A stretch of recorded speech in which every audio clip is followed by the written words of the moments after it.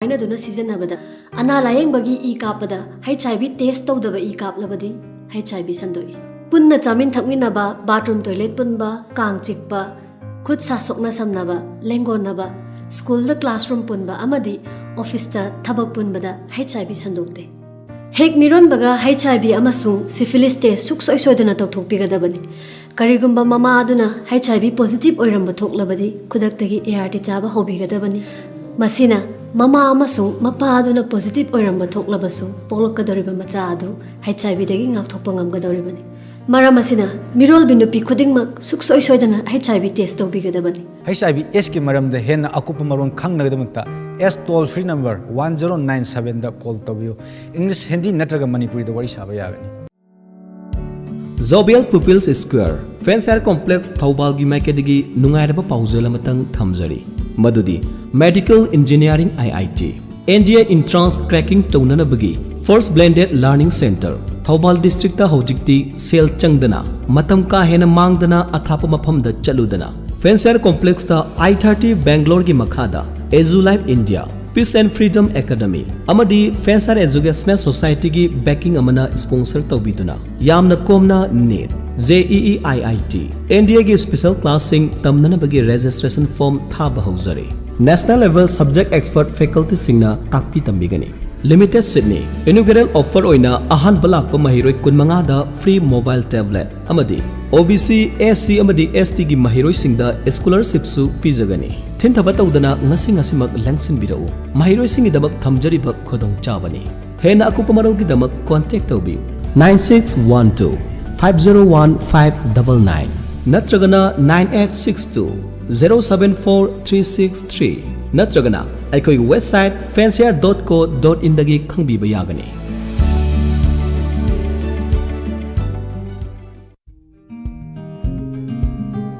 Layingjari Kaksing Khongnang Mari Fangba near Indian Bank gi makhada leiba Center Pharmacy da MS Ortho Spine Surgeon gi former head of department Jenims ki Dr. K Nilachandrana irai numit khuningi ayuk pung 9 dagina numit yungba pung 12 faubada lakpiduna saruga mari leinaba anaba sing ngakli naba khwang naba khong khut sidaba tang chikpa khong tek pasemba plaster toba asin singba layingjari layingfam Center Pharmacy Kaksing near Indian Bank henagupa marol gidama call tobirau 7085 456962 amuktanga hanna 7085 456962 loinana 9366 211 964 amuktanga hanna 9366 211 964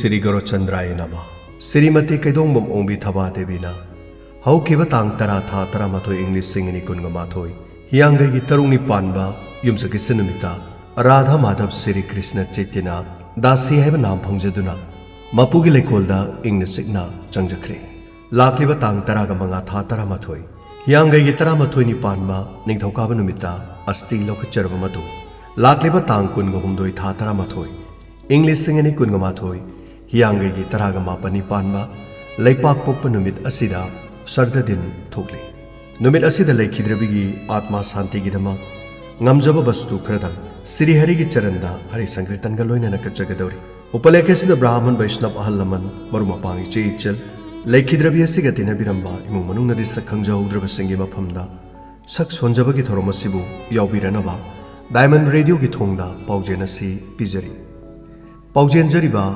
Kaidongbam Nandesor Singh Machanupa Kaidongbam Nagesor Singh Machanupa Kaidongbam Ongbi Ganga Devi Mamaunupi Wangbal Maning Lekai Punna Zamin Takminaba Bathroom Toilet Punba Kangna Chikpa Khutsa Soknaba Lengonaba School da Classroom Punba Amadi Office da Thabak Punna Suminabada HIV Sandokte HIV or AIDS ka Sagona na hingliba Miyoi Singbu Tati Tawoina Natraga Hantana Yengloidabani Imung Manungda Mahi Tampham Sangda Thabak Sufamda Karigumba HIV ga sagona na hingliba miyoi singbu makoigi HIV status na maram oraga tati tawoina tawduna hanthana yenglamlabadi HIV and AIDS Prevention and Control Act 2017 gi makhada chairak phongbe yai HIV or AIDS ki maramda khangjin bana HIV dagi ngakthokpa ngamgani ngasimak nako AIDS app download tobiyu amadi sizinabiyu HIV or AIDS ki maramda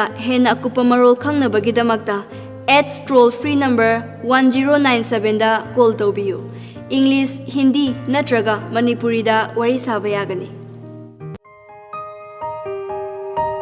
laying NK Medicos Kaksing Bazar Azad Hall Parengda Yumzakation Nubit Kudingi Orthopedic Treatment Ki Kudong Chaba Pijari Kwang Naba, Kuru Naba, Tang Chikpa, Joint Naba, Yekpa, Ligament Swanba Amadi, Sharugumari Lenaba, Laina Kudimak Laying Jari Pumafam NK Medicos Kaksing Bazar Azad Hall Pareng Hena Kupamarul Gidamak Call Tobira U 8732 059650 Amuktangahana 8732 059650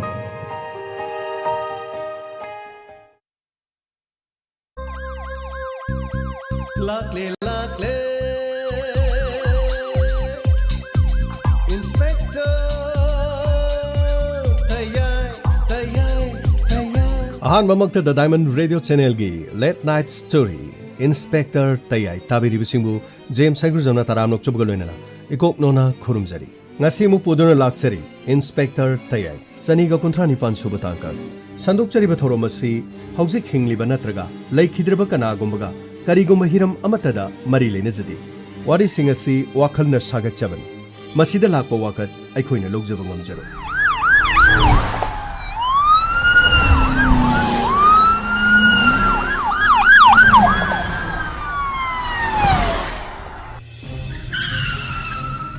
Kartro, kumdro. Santos, kamay tawag na sina. Sir, miyo ay mana po pero kudagi mapamasida. Ay ko'y hanek sa sanjarabani. Ado gidi kari sukay di fareni. Ado, nupado di kamdaw ba? Sir, madi mihun kalera matagi sir. Hospital na po kre sir. Good, pare. Ako'y basta kari tayong. Ado ga, nupi sige nupa sige identity. Masakang baya ba polong kari fangyo. Sir, hawji gidi beg si mafang. 어디가 sir? 지상 그러시대 sir. 그래, 예. 쇼미트라. 아폭바 타넨. 어디가 노바즈기디. sir. 마기 주시대 백 엄레 sir. 어디가 sir? 백시대디 아토바 그리고 뭐 도쿠멘 암티 가람디. 마기 마피 마롤 카가 모바일 차저 헤드폰. 어디가 가리기쇼. 마시디 헤네 가리 임여럼데 sir. 오케이. 가리디. sir. 가리 무사마 되실래? Okay. Makoy ni sigari de lakpo ramate. Aduga kudong tiba tholi basina. Mapam asida makoy ga khana chaina banuk sina da banungai na da ba misole rangwane khal. Anyway, nupi se postmortem ge damakta ambulance haigram na tro. Sir, ambulance haigre sa. Okay. Adu di hospital le salaga nupa du gyan tarabra. Mangoda gi statement lo wi arga di kari no kana no kari gi damakta thoi bano haibadu tiba machangi. Hari sir. Okay, dudi poche te nuigi mulor natro lore sir adudi ambulance gari torga asibo saji puna batausi postmortem gidama tadosi mato kramna thokpuno kram kanda sibeno aduga tongan bate sexual assault tokibra aduga cause of death khangna namagidama hani sir kogen sir na koigi timdale horo faruka aduga santos ka koigi salamage mahaki number na chingba chiraga All details record na sing thok to bera. Santos ki mathau gam le rakan.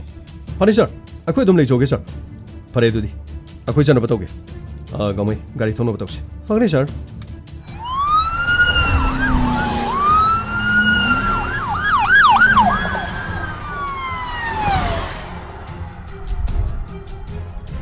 Lao, khara thune jana batausi. Pani sir.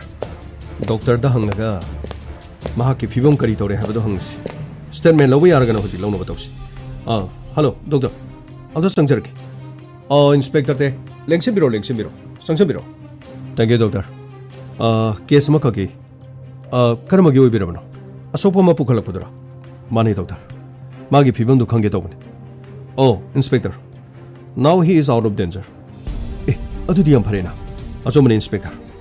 Labuk phabadagi maha sining jetagi hingle habadam. Kahina sopunati.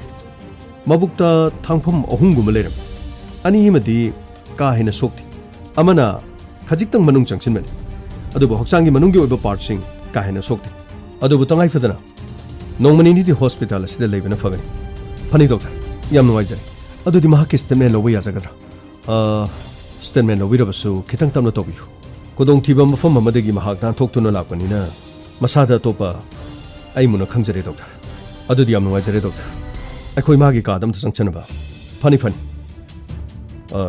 law ngasa changnaba toksi phani sir as karino ne sir lambi de chapra pakhang nei sabi singju thang na thinmagi thaba ama tawreisna karino khang de da mi singju thabak leitraba karino corona manung sida ja ja ki mi se am lei ko tawrisi khang de ta tawrisi ngamai corona manung gi wana hana de gi plan to boy gen ngako ko changnaba toksi phani sir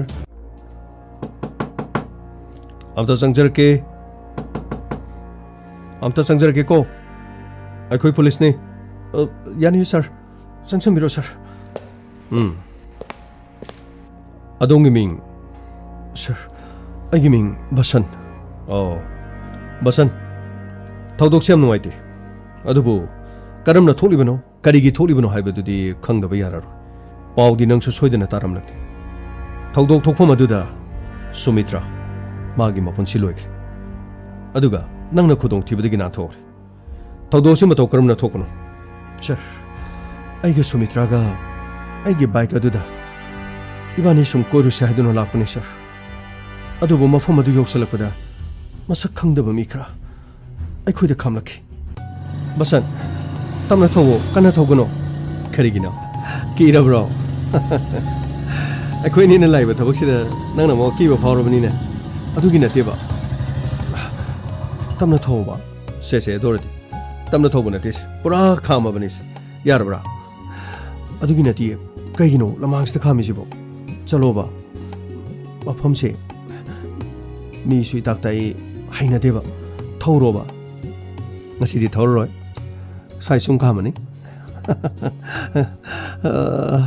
ngasi di nangina sakse yamna phase karigino khangti aigi punchi sida nangbo amu khana ubo phanglaroi dobugi mongda aigi thangoi sida phawgoi wan karigino aisibo aibu ubo phanglaroi na khali dobu karigino aibu kari mata nungsidrabro nana khali sibu ima pabung na igidamang tanu pa hainare ai aduda lo hongago kok chakrani siro sungcha rek chaloi bungo sungtha hek thadoi nangdine hantakki mapo asikakta mapok tare khurimakta nangbo sungtha thadoroi asengmura hajibo nakoigi pabung ima gana aingonda yengnaba mige aduga nangna khali wakhanduga angakpani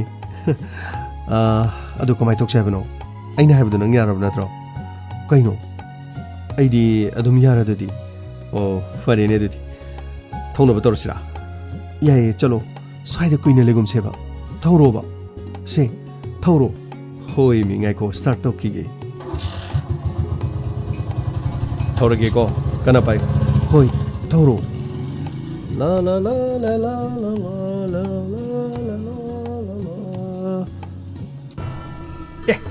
ada hero muge heroin gela ine kaya ada tan chakrabano ne sa och machini na hoi ni daw kari nor sidi iru janing boga thongra tekpaga chap mane haibaduni ai khoi gi damukta laina matang matam chana tharak khraba haiduni ami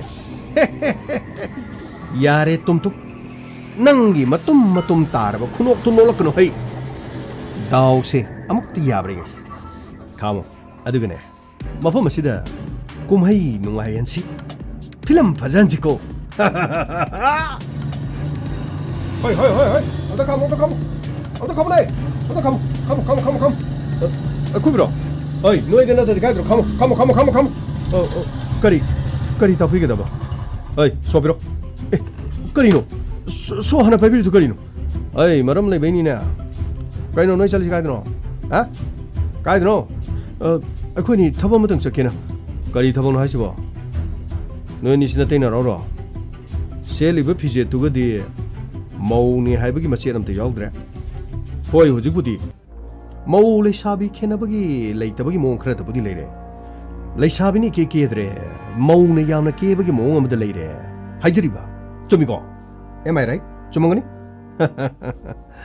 ꯀꯔꯤꯅꯣ ꯇꯧꯕꯤꯁꯤꯕꯣ ꯂꯝꯕꯤ ꯂꯝꯈꯥꯡꯗ ꯑꯆꯠꯑꯣꯡꯗꯒꯤ ꯁꯨꯃꯥꯏꯅ ꯇꯧꯕꯤꯁꯨ ꯀꯔꯤꯒꯤꯅꯣ ꯑꯩ ꯑꯆꯠꯑꯣꯡꯗ ꯁꯨꯃꯥꯏꯅ ꯇꯧꯗ꯭ꯔꯗꯤ ꯃꯤ cricket ꯏꯟꯅꯕꯗꯨ ꯇꯧ ꯍꯥꯏꯔꯣ ꯋꯥꯏꯒꯦ ꯋꯥꯍꯪ ꯈꯔ ꯍꯪꯒꯦ ꯆꯨꯝꯅ ꯄꯥꯎꯈꯨꯝ ꯄꯤꯌꯨ ꯆꯨꯝꯅ ꯄꯥꯎꯈꯨꯝ ꯄꯤꯔꯗꯤ ꯊꯥꯗꯣꯛꯀꯅꯤ ꯆꯨꯝꯅ ꯄꯥꯎꯈꯨꯝ ꯄꯤꯗ꯭ꯔꯕ ꯅꯪ ꯄꯣꯔꯛꯏ ꯅꯨꯄꯤꯁꯦ ꯑꯩ ꯑꯣꯏꯅꯤ ꯀꯩꯅꯣ ꯍꯥꯏꯁꯤꯕꯣ ꯀꯩꯅꯣ ꯁꯣꯝꯅ ꯍꯥꯏꯕꯤꯔꯤꯁꯤꯕꯣ ꯂꯝꯕꯤꯁꯤꯗ ꯅꯈꯣꯏꯅ ꯊꯠꯂꯒ ꯍꯦꯛꯇ ꯒꯨꯟꯗꯥ ꯇꯧꯕꯩ ꯋꯥꯅꯤꯅꯦ ꯑꯩ ꯒꯨꯟꯗꯥ ꯇꯧꯕꯩ ꯋꯥ ꯅꯠꯇꯦꯅꯦ ꯅꯪ ꯄꯣꯔꯛꯏ ꯅꯨꯄꯤꯁꯦ ꯑꯩꯈꯣꯏ ꯄꯥꯝꯃꯦ ꯁꯤ ꯊꯝꯃꯝꯃꯣ ꯅꯪꯉꯣꯟꯗ ꯋꯥꯍꯪ ꯍꯪꯒꯦꯁꯨ ꯌꯥꯗ꯭ꯔꯕꯅꯤꯅ ꯅꯪ ꯆꯠꯈ꯭ꯔꯣ ꯅꯈꯣꯏꯒꯤꯁꯤꯗ ꯌꯥꯝ ꯐꯥꯎꯕꯩ ꯋꯥꯅꯤꯅꯦ ꯂꯝꯕꯤꯁꯤꯗ ꯅꯈꯣꯏ ꯑꯍꯨꯝ ꯂꯩꯔꯦ ꯀꯥꯏꯅ ꯑꯩꯅ ꯀꯤꯕꯤꯗꯣꯏꯕꯅꯤꯡꯕ꯭ꯔꯣ ꯀꯔꯤꯅꯣꯅꯦ ꯅꯪꯗꯤ ꯖꯦꯠꯂꯤ ꯍꯣꯏ ꯁꯥꯒꯩꯒꯤ ꯃꯤꯔꯣ ꯅꯠꯇꯦ ꯕ꯭ꯔꯨꯁꯂꯤ ꯍꯣꯏꯒꯤ ꯃꯤꯔꯣ 시기 밀어. 너 분홍이네. 헤이, 나 거기 야 모시면 돼. 야 모시면 돼 하지. 타도. 아 거기 럼비 타도. 이봉싱. 까리너 또 비리도. 아 거기 타바마 자자바니. 야라가데 거기 자자 그러게. 이봉싱 와로 비라노. 카나 차노바 파티에바. 아 거기 자자 그러게. 파자크라바 짐반 통마시데기 톡락리면 눈시르보 와이시나. ꯊꯃꯣꯏꯁꯤ ꯇꯤꯡꯗꯤ ꯂꯥꯎꯍꯜꯂꯦ ꯍꯥꯏꯕꯕꯨ ꯅꯞꯂꯛꯂꯤꯕ ꯑꯔꯣꯏꯕ ꯋꯥꯍꯩꯒꯤ ꯏꯕꯨꯡ ꯍꯥꯏꯕꯗꯨꯅ ꯊꯃꯣꯏ ꯑꯁꯤ ꯃꯍꯤ ꯆꯦꯜꯂꯝꯕꯗꯒꯤ ꯀ꯭ꯔꯛ ꯀ꯭ꯔꯛ ꯍꯦꯛ ꯂꯥꯛꯁꯜꯂꯤꯗꯀꯣ ꯍꯩ 이봉 하이락부디도 뭐 뭉시러니네 떠오리 낭이 삼랑시디 파제이네 또 비락가노 이봉 또 해디에 나찬나부도 많이 또 봉노브로 아이쿠이 차차르게 봐 와로비라노 에이 까리기노 나나 까리기노 너 코팅이 되도 봐 하 까리기노 봐 마시 몽엄니네 아이쿠이 홈레르가 마노이나 파우젤린 난 칼리지보 아이쿠이 시는 벳 낭니 헤로니 싫어 왜? 아도 오늘이네. 아이코이니 헤로니. 낭는 벳. 감로. 아도라그나. 허지 게나 바다레나. 파레 아두디. 예. 하바. 야니 해. 똥보이. 똥기들아. 흘게 똥기들아. 너희가 로겠네. 코스로 얹어놓네. 헤이, tumtum 얹어놓네. 야드레시리. 아야야. 낭나 이게 미신 너희는 풀어버리나 탕아시는 낭이 나북 어디다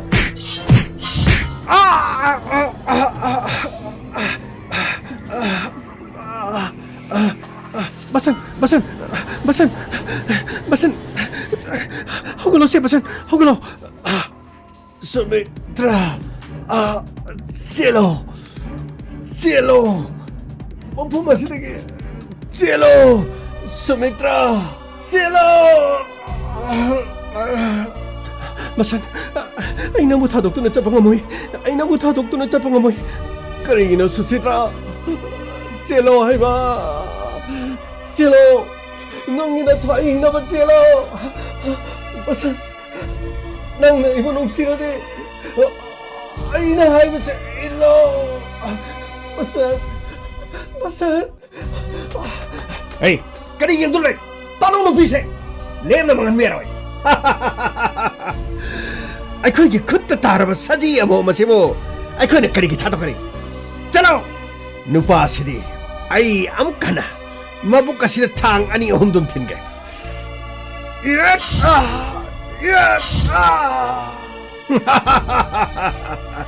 hausik ne hakki mamangda yamna ngang batay yamna khong batay hey 나코이 니 모두 파고 파방 남자브라네. 헤이, 보로네. 보래 더, 보래, 진짜 보래.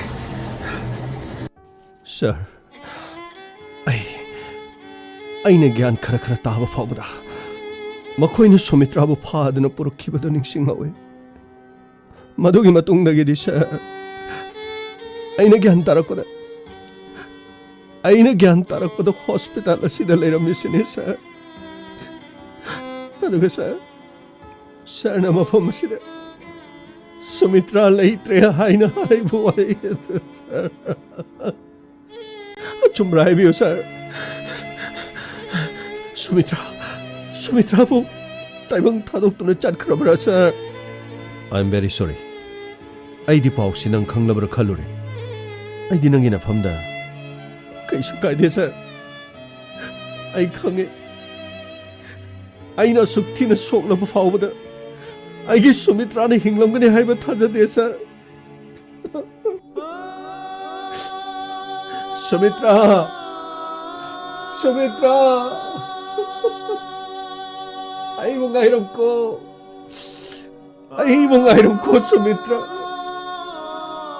ꯑꯩ ꯐꯠꯇ꯭ꯔꯕ ꯃꯈꯣꯏꯁꯤꯡ ꯑꯗꯣ ꯂꯣꯏꯁꯤꯜꯂꯝꯂꯒ ꯂꯥꯛꯀꯦ ꯁꯨꯃꯤꯇ꯭ꯔꯥ ꯅꯪ ꯑꯩꯕꯨ ꯋꯥꯔꯧꯒꯅꯨꯀꯣ ꯑꯩꯅ ꯅꯪꯕꯨ ꯀꯟꯕ ꯉꯝꯈꯤꯗ꯭ꯔꯦ ꯁꯨꯃꯤꯇ꯭ꯔꯥ ꯑꯩ ꯅꯪ ꯌꯥꯎꯗ꯭ꯔꯕ ꯇꯥꯏꯕꯪ ꯑꯁꯤꯗ ꯑꯩ ꯍꯤꯡꯕ ꯄꯥꯝꯗꯦ ꯁꯨꯃꯤꯇ꯭ꯔꯥ ꯅꯪ ꯌꯥꯎꯗꯕ ꯃꯐꯝ ꯑꯁꯤꯗ ꯑꯩ ꯂꯩꯕ ꯄꯥꯝꯗꯦ ꯅꯪꯒꯤ ꯃꯃꯣꯟ ꯃꯤꯅꯣ ꯅꯪꯒꯤ ꯅꯨꯡꯁꯤꯔꯕ ꯈꯣꯟꯖꯦꯜ ꯅꯪꯒꯤ ꯅꯤꯡꯊꯤꯔꯕ ꯃꯥꯏꯊꯣꯡ ꯑꯩꯅ ꯃꯇꯧ ꯀꯔꯝꯅ ꯀꯥꯎꯒꯅꯤ ꯃꯐꯝ ꯑꯁꯤꯗ ꯑꯩ ꯀꯅꯥꯒ ꯂꯩꯍꯧꯒꯅꯤ ꯍꯥꯏꯌꯣ ꯃꯐꯝ ꯑꯁꯤꯗ ꯑꯩ ꯀꯅꯥꯒ ꯂꯩꯍꯧꯒꯅꯤ ꯐꯠꯇ꯭ꯔꯕ ꯃꯈꯣꯏꯁꯤꯡ ꯑꯗꯣ ꯂꯣꯏꯁꯤꯜꯂꯒ ꯑꯩ ꯁꯣꯏꯗꯅ ꯂꯥꯛꯀꯅꯤ ꯁꯨꯃꯤꯇ꯭ꯔꯥ ꯑꯩ ꯁꯣꯏꯗꯅ ꯂꯥꯛꯀꯅꯤ ꯑꯩꯕꯨ ꯉꯥꯏꯔꯝꯃꯣ ꯁꯨꯃꯤꯇ꯭ꯔꯥ ꯑꯃꯠꯇ ꯂꯦꯝꯅ ꯊꯥꯔꯣꯏ ꯃꯈꯣꯏꯒꯤ ꯑꯃꯃꯝꯇ ꯂꯣꯏꯁꯤꯜꯂꯒ ꯑꯩ ꯁꯣꯏꯗꯅꯃꯛꯀꯤ ꯂꯥꯛꯀꯅꯤ ꯁꯨꯃꯤꯇ꯭ꯔꯥ ꯕꯁꯟ ꯑꯩꯈꯣꯏꯁꯨ ꯌꯥꯝꯅ ꯅꯨꯡꯉꯥꯏꯇꯦ ꯑꯗꯨꯕꯨ ꯑꯩꯅ ꯀꯦꯁ ꯑꯁꯤꯒꯤ ꯃꯇꯥꯡꯗ ꯅꯉꯣꯟꯗꯒꯤ ꯀꯔꯤꯒꯨꯝꯕ ꯈꯔꯗꯤ ꯈꯪꯕ ꯄꯥꯝꯃꯤ ꯃꯁꯤꯅ ꯁꯨꯃꯤꯇ꯭ꯔꯥꯒꯤ ꯑꯆꯨꯝꯕ ꯄꯨꯊꯣꯛꯅꯕ ꯍꯣꯠꯅꯕꯗ ꯑꯃꯗꯤ ꯃꯔꯥꯜ ꯂꯩꯕꯁꯤꯡ ꯑꯗꯣ ꯃꯈꯣꯏꯕꯨ ꯐꯥꯅꯕ ꯍꯣꯠꯅꯕꯗ ꯑꯆꯧꯕ ꯃꯇꯦꯡ ꯑꯃ ꯑꯣꯏꯒꯅꯤ ꯈꯜꯂꯤ ꯁꯔ ꯑꯩꯅ ꯍꯥꯏꯖꯔꯤꯕꯁꯤꯡ ꯑꯗꯨ ꯅꯠꯇꯅ ꯁꯔ ꯑꯩ ꯃꯈꯣꯏꯕꯨ ꯃꯁꯛ ꯈꯪꯗꯦ ꯁꯔ ꯕꯁꯟ ꯃꯈꯣꯏ ꯀꯅꯥꯅꯣ ꯍꯥꯏꯕ ꯈꯪꯗ꯭ꯔꯕꯁꯨ ꯃꯈꯣꯏꯒꯤ ꯃꯁꯛ ꯑꯗꯨꯗꯤ ꯅꯪ ꯅꯤꯡꯁꯤꯡꯂꯕꯗꯤ ꯑꯩꯈꯣꯏꯒꯤ ꯁ꯭ꯀꯦꯠꯁ ꯑꯥꯔꯇꯤꯁꯅ ꯃꯁꯛ ꯑꯗꯨ ꯀꯥꯕꯨꯛ ꯃꯥꯟꯅꯕ ꯑꯣꯏꯔꯁꯨ ꯌꯦꯛꯂꯒ ꯃꯗꯨꯒꯤ ꯈꯣꯡꯒꯨꯜ ꯂꯤꯔꯕꯗꯤ ꯃꯔꯥꯜ ꯂꯩꯕꯁꯤꯡ ꯑꯗꯨ ꯑꯩꯈꯣꯏꯅ ꯑꯊꯨꯕ ꯃꯇꯝꯗ ꯐꯥꯒꯠꯄ ꯉꯝꯒꯗꯧꯔꯤꯕꯅꯤ ꯑꯗꯨꯒ ꯁꯨꯃꯤꯇ꯭ꯔꯥꯅ ꯁꯤꯟꯅꯕ ꯃꯣꯕꯥꯏꯜ ꯅꯝꯕꯔ ꯑꯝꯇ ꯄꯤꯔꯛꯎ ꯑꯗꯨꯒ ꯅꯍꯥꯛꯀꯤꯁꯨ ꯐꯒꯅꯤ ꯁꯔ ꯁꯟꯇꯣꯁ ꯁꯔ ꯑꯝꯇ ꯂꯧꯁꯜꯂꯨ ꯐꯅꯤ ꯁꯔ ꯆꯦ ꯀꯣꯂꯝꯁꯦ ꯂꯩꯔꯦ ꯁꯤ ꯑꯝ ꯊꯤꯕꯤꯌꯨ ꯁꯤ ꯂꯩꯔꯦ ꯁꯔ ꯌꯥꯝ ꯅꯨꯡꯉꯥꯏꯖꯔꯦ ꯕꯁꯟ ꯍꯧꯈꯤꯕ ꯊꯣꯛꯈꯤꯕ ꯊꯧꯗꯣꯛ ꯑꯗꯨꯒꯤꯗꯃꯛꯇꯗꯤ ꯑꯩꯈꯣꯏꯁꯨ ꯌꯥꯝꯅ ꯅꯨꯡꯉꯥꯏꯇꯦ ꯑꯗꯨꯒ ꯄꯨꯟꯁꯤꯁꯤ ꯃꯥꯡꯗ ꯆꯠꯀꯗꯕꯅ ꯑꯗꯨꯃꯛ ꯋꯥꯠꯂꯤ ꯅꯍꯥ ꯌꯥꯝꯅ ꯑꯣꯏꯗꯦ ꯊꯣꯛꯈꯤꯕ ꯊꯧꯗꯣꯛ ꯑꯗꯨꯅ ꯃꯔꯝ ꯑꯣꯏꯔꯒ ꯈꯨꯠꯇ ꯑꯥꯏꯟ ꯄꯥꯏꯁꯤꯟꯅꯕ ꯍꯣꯠꯅꯕꯤꯒꯅꯤ ꯄꯨꯂꯤꯁ ꯑꯩꯈꯣꯏꯅ ꯂꯩꯖꯔꯤꯕꯁꯤ ꯃꯤꯌꯥꯝꯒꯤꯗꯃꯛꯇꯅꯤ ꯑꯩꯈꯣꯏꯗ ꯀooperation ꯄꯤꯕꯤꯌꯨ ꯑꯗꯣꯝꯅ ꯆꯤꯡꯅꯕ ꯂꯩꯔꯕ ꯁꯦ ꯑꯩꯒꯤ ꯅꯝꯕꯔ ꯁꯤꯗ ꯀꯣꯜ ꯇꯧꯕꯤꯔꯛꯎ ꯑꯗꯨꯒ ꯍꯧꯖꯤꯛ ꯑꯩꯈꯣꯏ ꯂꯩꯔꯤꯉꯩꯁꯤꯗ ꯍꯥꯏꯍꯧꯗꯕ ꯀꯣꯟꯅ ꯅꯤꯡꯁꯤꯡꯂꯛꯄ ꯂꯩꯔꯕꯁꯨ ꯑꯩꯈꯣꯏꯗ ꯍꯥꯏꯕꯤꯔꯛꯎ ꯊꯧꯗꯣꯛ ꯊꯣꯛꯐꯝ ꯑꯗꯨꯗ ꯑꯩꯈꯣꯏꯅ ꯅꯪꯒꯤ ꯕꯦꯒ ꯑꯃ ꯑꯗꯨꯒ ꯁꯨꯃꯤꯇ꯭ꯔꯥꯒꯤ ꯕꯦꯒ ꯑꯃ ꯑꯩꯈꯣꯏꯅ ꯐꯪꯉꯤ ꯕꯦꯒ ꯑꯗꯨꯗ ꯁꯨꯃꯤꯇ꯭ꯔꯥꯒꯤ ꯃꯥꯒꯤ ꯆꯦ ꯆꯥꯡ ꯑꯃꯗꯤ ꯄꯣꯠ ꯆꯩ ꯈꯔ ꯌꯥꯎꯔꯝꯕ ꯅꯠꯇꯅ ꯑꯇꯩ ꯀꯔꯤꯁꯨ ꯌꯥꯎꯗꯦ ꯑꯩꯈꯣꯏꯁꯨ ꯌꯨꯝꯗ ꯆꯠꯇꯨꯅ ꯑꯍꯜ ꯂꯃꯟ ꯎꯅꯅꯕ ꯑꯩꯈꯣꯏ ꯑꯃꯨꯛ ꯍꯣꯠꯅꯖꯒꯦ ꯑꯗꯨꯒ ꯃꯔꯛ ꯑꯁꯤꯗ ꯀꯔꯤꯒꯨꯝꯕ ꯅꯤꯡꯁꯤꯡꯂꯛꯄ ꯂꯩꯔꯕꯗꯤ ꯑꯩꯉꯣꯟꯗ ꯑꯗꯨꯝ ꯀꯣꯜ ꯇꯧꯕꯤꯔꯛꯄ ꯌꯥꯒꯅꯤꯀꯣ ꯐꯅꯤ ꯁꯔ ꯍꯥꯏꯌꯨ ꯕꯁꯟ ꯀꯔꯤ ꯂꯩꯔꯦ ꯀꯔꯤꯒꯨꯝꯕ ꯑꯃ ꯍꯥꯏꯅꯤꯡꯕ ꯃꯥꯜꯂꯤ ꯁꯔ ꯃꯤꯁꯤꯡ ꯑꯗꯣ ꯃꯁꯝ ꯌꯥꯝꯅ ꯇꯦꯟꯅ ꯀꯛꯏ ꯑꯗꯨꯒ ꯃꯉꯛꯇꯁꯨ ꯑꯥꯔꯃꯤꯒꯤ ꯆꯦꯟ ꯃꯥꯟꯕꯁꯤ ꯃꯈꯣꯏꯒꯤ ꯀꯥꯔ ꯑꯃ ꯃꯆꯨꯅ ꯑꯃꯨꯕꯅꯤ ꯑꯗꯨꯒ ꯁꯔ ꯒꯥꯔꯤꯒꯤ ꯅꯝꯕꯔꯗꯤ ꯑꯩ ꯈꯪꯕ ꯉꯝꯗ꯭ꯔꯦ ꯑꯗꯨꯒ ꯃꯈꯣꯏ ꯃꯤ ꯋꯥꯡ ꯆꯥꯎꯏ ꯃꯤ ꯑꯃꯗꯤ ꯈꯔ ꯄꯤꯛꯇꯛ ꯇꯧꯏ ꯃꯈꯣꯏꯒꯤ ꯃꯁꯛꯇꯨ ꯏꯃꯥꯅ ꯄꯣꯛꯄꯗꯒꯤ ꯎꯗ꯭ꯔꯤ ꯁꯔ ꯑꯩꯒ ꯅꯨꯡꯉꯥꯏꯅꯗꯕ ꯑꯩꯒ ꯈꯟꯅ ꯆꯩꯅꯕꯁꯨ ꯀꯔꯤꯃꯠꯇ ꯂꯩꯇꯦ ꯁꯔ ꯁꯨꯃꯤꯇ꯭ꯔꯥꯒꯁꯨ ꯃꯈꯣꯏꯒꯁꯨ ꯑꯃꯨꯛꯇ ꯎꯅꯈꯤꯕ ꯃꯤ ꯅꯠꯇꯦ ꯃꯁꯤꯒꯤ ꯃꯔꯝꯗꯤ ꯃꯈꯣꯏꯕꯨ ꯎꯕ ꯃꯇꯝꯗ ꯃꯈꯣꯏꯅꯁꯨ ꯁꯨꯃꯤꯇ꯭ꯔꯥꯒꯤ ꯃꯃꯤꯡ ꯈꯪꯗꯦ ꯁꯨꯃꯤꯇ꯭ꯔꯥꯅꯁꯨ ꯃꯈꯣꯏꯕꯨ ꯈꯪꯗꯦ ꯐꯔꯦ ꯕꯁꯟ ꯅꯍꯥꯛꯅ ꯑꯈꯪꯕ ꯈꯔ ꯑꯩꯈꯣꯏꯗ ꯍꯥꯏꯔꯤꯕꯁꯤ ꯌꯥꯝ ꯅꯨꯡꯉꯥꯏꯔꯦ ꯑꯗꯨꯒ ꯊꯧꯗꯣꯛ ꯊꯣꯛꯐꯝꯗꯒꯤ ꯐꯪꯂꯤꯕ ꯅꯪꯒꯤ ꯕꯦꯒ ꯑꯃꯗꯤ ꯁꯨꯃꯤꯇ꯭ꯔꯥꯒꯤ ꯕꯦꯒꯁꯤꯗꯤ ꯑꯩꯈꯣꯏ ꯃꯇꯝ ꯈꯔ ꯄꯥꯏꯕ ꯇꯥꯔꯦ ꯇꯉꯥꯏ ꯐꯗꯅ ꯀꯔꯤꯒꯨꯝꯕ ꯑꯩꯈꯣꯏꯅ ꯃꯤꯁꯤꯡꯗꯨ ꯐꯥꯔꯕꯗꯤ ꯀꯦꯁꯇ ꯑꯩꯈꯣꯏꯅ ꯎꯠꯇꯕ ꯌꯥꯔꯣꯏ ꯑꯗꯨꯒ ꯑꯗꯣꯝꯅ ꯄꯣꯠꯂꯝꯁꯤꯡ ꯑꯁꯤ ꯂꯧꯕ ꯄꯥꯝꯂꯕꯁꯨ ꯀꯦꯁ ꯂꯣꯏꯔꯒ ꯂꯧꯕ ꯌꯥꯅꯤ ꯁꯔ ꯀꯩꯁꯨ ꯀꯥꯏꯗꯦ ꯁꯔ ꯑꯩꯒꯤ ꯊꯣꯏꯗꯣꯛꯄ ꯁꯤꯖꯤꯟꯅꯅꯤꯡꯉꯥꯏ ꯂꯩꯇꯦ ꯁꯔ ꯐꯔꯦ ꯑꯗꯨꯗꯤ ꯑꯩꯈꯣꯏ ꯁꯨꯃꯤꯇ꯭ꯔꯥꯒꯤ ꯃꯃꯥ ꯃꯄꯥ ꯑꯃ ꯎꯅꯔꯛꯈꯤꯒꯦ ꯑꯗꯨꯒ ꯃꯈꯣꯏꯗꯁꯨ ꯍꯪꯉꯒ ꯃꯆꯥꯅꯨꯄꯤꯒ ꯅꯨꯡꯉꯥꯏꯅꯗꯕ ꯂꯩꯕ꯭ꯔꯥ ꯃꯈꯣꯏ ꯏꯃꯨꯡꯒ ꯅꯨꯡꯉꯥꯏꯅꯗꯕ ꯂꯩꯕ꯭ꯔꯥ ꯍꯥꯏꯕꯗꯨꯁꯨ ꯑꯩꯈꯣꯏ ꯈꯪꯅꯕ ꯍꯣꯠꯅꯒꯦ ꯑꯗꯨꯒ ꯅꯪꯅ ꯍꯥꯏꯔꯤꯕ ꯃꯤꯁꯤꯡ ꯑꯗꯨ ꯀꯔꯤꯒꯨꯝꯕ ꯅꯤꯡꯁꯤꯡꯕ ꯊꯣꯛꯂꯕꯗꯤ ꯑꯩꯈꯣꯏꯗ ꯁꯣꯏꯗꯅ ꯄꯥꯎ ꯄꯤꯕꯤꯔꯛꯎ ꯃꯔꯝꯗꯤ ꯊꯣꯛꯂꯤꯕ ꯊꯧꯗꯣꯛꯁꯤꯗ ꯑꯗꯣꯝꯅ ꯇꯝꯂꯤꯕꯁꯤꯅ ꯃꯔꯥ ꯂꯩꯕ ꯃꯤꯁꯤꯡ ꯐꯥꯅꯅꯕꯒꯤ ꯑꯩꯈꯣꯏꯗ ꯀꯔꯤꯒꯨꯝꯕ ꯀ꯭ꯂꯨ ꯑꯃꯠꯇ ꯂꯩꯇ꯭ꯔꯤ ꯑꯃꯔꯣꯝꯗ ꯄꯣꯁꯃꯣꯔꯇꯦꯝꯒꯤ ꯔꯤꯄꯣꯔꯠ ꯑꯩꯈꯣꯏ ꯉꯥꯏꯔꯤꯕꯅꯤ ꯄꯣꯁꯃꯣꯔꯇꯦꯝꯒꯤ ꯔꯤꯄꯣꯔꯠꯁꯤꯗ ꯑꯩꯈꯣꯏꯅ ꯀꯔꯤꯒꯨꯝꯕ ꯈꯔꯗꯤ ꯁꯣꯏꯗꯅ ꯈꯪꯒꯅꯤ ꯐꯔꯦ ꯑꯗꯨꯗꯤ ꯑꯩꯈꯣꯏ ꯑꯃꯨꯛ ꯊꯣꯛꯈꯤꯒꯦ ꯐꯅꯤ ꯁꯥꯔ ꯄꯨꯛꯅꯤꯡꯗꯨ ꯁꯣꯟꯊꯕꯤꯒꯅꯨ ꯃꯔꯥ ꯂꯩꯕ ꯃꯤꯑꯣꯏꯁꯤꯡ ꯁꯣꯏꯗꯅ ꯐꯥꯒꯅꯤ ꯁꯨꯃꯤꯇ꯭ꯔꯥꯒꯤ ꯃꯤ ꯍꯥꯠꯄ ꯑꯩꯅ ꯁꯣꯏꯗꯅ ꯄꯨꯊꯣꯛꯅꯕ ꯍꯣꯠꯅꯒꯅꯤ thank you sir thank you ꯐꯔꯦ ꯑꯗꯨꯗꯤ ꯑꯩꯈꯣꯏ ꯊꯣꯛꯈꯤꯒꯦ ꯐꯅꯤ ꯁꯥꯔ ꯁꯥꯔ ꯃꯥꯒꯤ ꯊꯧꯗꯣꯛꯁꯤꯗꯤ ꯑꯃꯨꯛ ꯌꯥꯝ ꯅꯨꯡꯉꯥꯏꯇ꯭ꯔꯦꯅꯦ ꯁꯥꯔ ꯑꯁ ꯀꯣꯏꯕ ꯆꯠꯃꯤꯟꯅꯔꯒ ꯃꯥꯒꯤ ꯅꯨꯄꯤ ꯍꯥꯠꯄ ꯍꯥꯏꯕꯗꯨꯕꯨ ꯑꯁ ꯃꯃꯥꯡꯗꯁꯨ ꯀꯔꯤꯅꯣ ꯑꯃꯔꯒꯤ ꯑꯃꯨꯛ ꯊꯣꯛꯈ꯭ꯔꯦ ꯁꯤꯒ ꯍꯥꯏꯐꯦꯠ ꯃꯥꯟꯅꯕ ꯑꯃꯁꯨ ꯇꯧꯔꯦ ꯀꯔꯤꯅꯣ ꯈꯪꯗꯦ ꯁꯥꯔ ꯂꯝꯕꯤꯗ ꯆꯠꯄꯒꯤ ꯀꯦꯁꯋꯣ ꯀꯔꯤꯋꯣ ꯁꯥꯔ ꯃꯁꯤꯕꯨ ꯁꯥꯔ ꯄ꯭ꯔꯤꯟꯁꯀꯤ ꯀꯥꯡꯕꯨ ꯑꯣꯏꯕ ꯖꯥꯠꯂ ꯁꯥꯔ ꯃꯈꯣꯏꯁꯦ ꯂꯝꯕꯤꯗ ꯂꯥꯛꯄ ꯅꯨꯄꯤꯁꯤꯡꯗꯤ ꯌꯥꯝꯅ ꯆꯣꯞꯄ꯭ꯔ ꯀꯩꯅꯣꯝ ꯇꯧꯏꯅꯦ ꯁꯥꯔ ꯒꯥꯡꯃꯩ ꯑꯗꯨꯒꯤ ꯋꯥ ꯅꯠꯇꯦ ꯍꯟꯗꯛꯀꯤꯁꯤꯅ ꯍꯥꯠꯄ ꯑꯃ ꯌꯥꯎꯔꯤ ꯅꯨꯄꯤ ꯑꯗꯨꯗ ꯊꯥꯡꯅ ꯊꯤꯟꯗꯨꯅ ꯍꯥꯠꯂꯝꯂꯤꯕ ꯑꯁꯤꯒ ꯃꯔꯥꯏꯕꯛ ꯐꯕꯗꯒꯤ ꯅꯨꯄꯥꯁꯤꯅ ꯍꯤꯡꯗꯨꯅ ꯂꯩꯍꯧꯔꯦ ꯀꯅꯥꯅ ꯀꯔꯤꯒꯤꯗꯃꯛ ꯊꯤꯜꯂꯤꯕ ꯀꯅꯥꯒ ꯅꯨꯡꯉꯥꯏꯅꯗ꯭ꯔꯤꯕ ꯆꯂꯣ ꯒꯥꯔꯤ ꯊꯧꯔꯣ ꯑꯗꯨꯒ ꯃꯃꯥ ꯃꯄꯥ ꯑꯝꯇ ꯎꯅꯁꯤ ꯐꯅꯤ ꯁꯥꯔ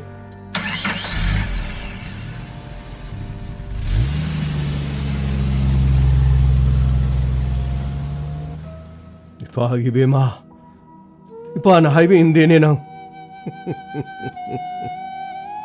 ꯑꯩꯅ ꯍꯥꯏꯕꯗꯨ ꯅꯪꯅ ꯏꯜꯂꯝꯂꯕꯗꯤ ꯃꯁꯤ ꯊꯣꯛꯂꯣꯏꯗꯕꯅꯤꯅꯦ ꯀꯔꯤ ꯊꯣꯛꯑꯦ ꯍꯧꯖꯤꯛꯇꯤ ꯑꯩꯅ ꯃꯗꯨꯒꯤ ꯅꯨꯄꯥꯗꯨꯒ ꯆꯠꯃꯤꯟꯅꯒꯅꯨ ꯍꯥꯏꯗꯅ ꯀꯌꯥꯔꯛ ꯈꯟꯅ ꯑꯩꯅ ꯍꯥꯏꯕ ꯃꯥꯅ ꯄꯤꯖꯤ ꯇꯧꯔꯕꯁꯨ ꯃꯥꯅ ꯊꯕꯛ ꯑꯐꯕ ꯑꯃ ꯍꯌꯦꯡ ꯄꯥꯏꯔꯛꯂꯕꯁꯨ ꯑꯩꯅ ꯀꯔꯤꯁꯨ ꯀꯜꯂꯛꯄ ꯂꯩꯇꯦꯅꯦ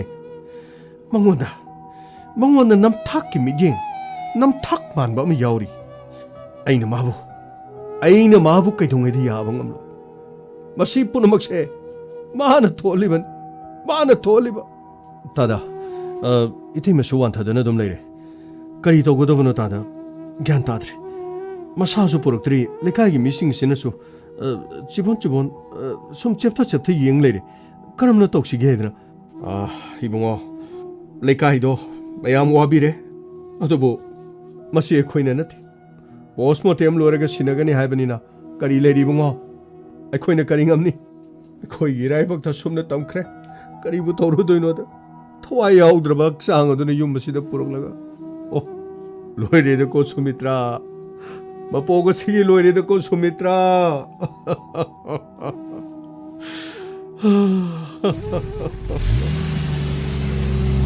ꯇꯥꯗ ꯄꯨꯂꯤꯁꯀꯤ ꯇꯤꯝꯁꯨ ꯂꯩ ꯑꯁꯤꯕ ꯃꯁꯥ ꯄꯨꯔꯛꯏꯖꯥꯠꯂꯥ ꯌꯦꯡꯉꯣ ꯀꯔꯤꯅꯣ ꯃꯌꯥꯝ ꯂꯥꯛꯏꯁꯦ ꯐꯝꯐꯝꯒ ꯑꯝꯇ ꯁꯤꯜꯂꯣ ꯏꯕꯨꯡꯉꯣ ꯑꯩ ꯒ꯭ꯌꯥꯟ ꯇꯥꯗ꯭ꯔꯦ ꯏꯕꯨꯡꯉꯣ ꯑꯩ ꯒ꯭ꯌꯥꯟ ꯇꯥꯗ꯭ꯔꯦ ꯏꯕꯨꯡꯉꯣ ꯃꯌꯥꯝ ꯆꯪꯁꯟꯕꯤꯔꯣ ꯐꯅꯤ ꯄꯥꯎ ꯏꯕꯨꯡꯉꯣ ꯑꯁꯤꯕ ꯃꯁꯥꯕꯨ ꯀꯔꯝ ꯀꯥꯟꯗ ꯄꯥꯕꯨꯡ ꯑꯁꯤꯕ ꯃꯁꯥꯗꯤ ꯑꯗꯨꯝ ꯉꯥꯏꯍꯥꯛ ꯂꯩꯔꯒ ꯂꯧꯕ ꯆꯠꯄ ꯌꯥꯔꯅꯤ ꯑꯩꯈꯣꯏ ꯂꯥꯛꯆꯔꯤꯁꯤꯅ ꯃꯥꯒꯤ ꯃꯇꯥꯡ ꯑꯁꯤꯗ ꯀꯔꯤꯒꯨꯝꯕ ꯈꯔ ꯈꯪꯖꯅꯤꯡꯗꯅ ꯂꯥꯛꯄꯅꯤ ꯏꯕꯨꯡꯉꯣ ꯍꯥꯏꯕꯤꯌꯨ ꯀꯔꯤ ꯈꯪꯕꯤꯅꯤꯡꯕ ꯀꯔꯤ ꯍꯪꯕꯤꯅꯤꯡꯕ ꯍꯥꯏꯕꯤꯌꯨ